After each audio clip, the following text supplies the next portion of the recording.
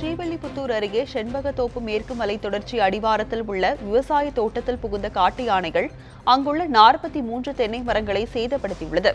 இதனால் பாதிக்கப்பட்ட விவசாயிகளுக்கு வனத்துறையினர் உரிய நிவாரணம் வழங்கிட வேண்டும் என அப்பகுதியினர் கோரிக்கை விடுத்துள்ளனர். திருச்சி மாவட்டம் மணப்பாறை ஸ்ரீ வரதராஜ பெருமாள் திருக்கோயிலில் நடைபெற்ற சுவாமி திருக்கல்யாண வைபவத்தில் ஏராளமான பக்தர்கள் கலந்து கொண்டனர். இக்கோயிலில் கடந்த செப்டம்பர் 17ஆம் தேதி முதல் புரட்டாசி தழுகை விழா நடைபெற்று வருகிறது. இதன் ஒரு பகுதியாக ஸ்ரீதேவி ஸ்ரீ பூதேவி சமேத ஸ்ரீ வரதராஜ பெருமாள் திருக்கல்யாண உற்சவம் வெகு விமர்சையாக நடைபெற்றது.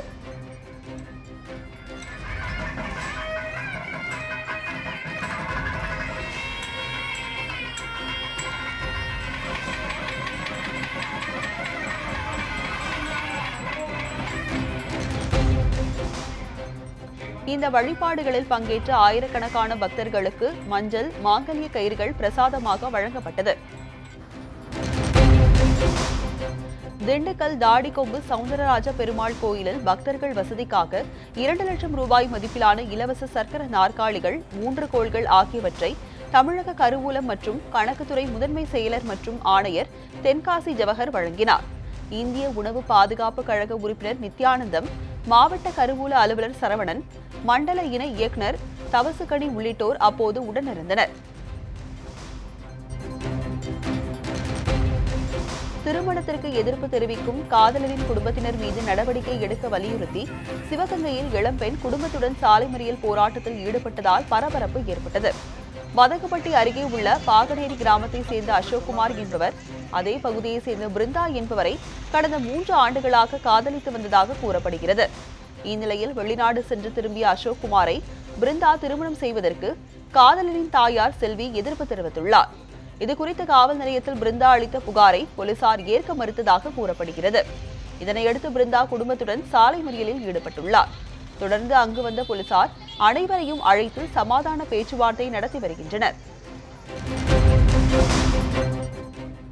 திருச்செங்கோடு அருகே கீரையை சமைத்து சாப்பிட்டதில் ஒவ்வாமை ஏற்பட்டு 10 வயது சிறுமி உயிரிழந்த சம்பவம் பரபரப்பை ஏற்படுத்தியுள்ளது.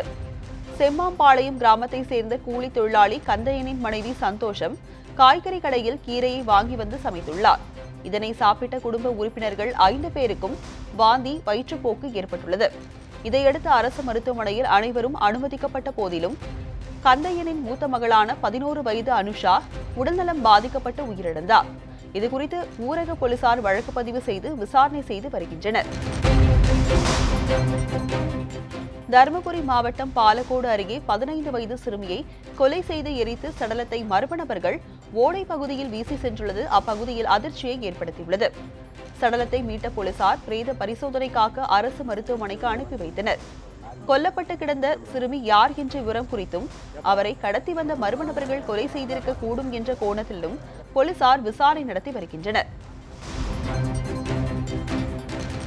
சென்னை ஆழ்வார்பேட்டையில் உள்ள தலையணை மற்றும் படுக்கை விரிப்புகளுக்கான ஷோரூம் ஒன்றில் நள்ளிரவில் ஏற்பட்ட பயங்கர தீ விபத்தில் பல லட்சம் ரூபாய் மதிப்பிலான பொருட்கள் எரிந்து சேதமடைந்தன.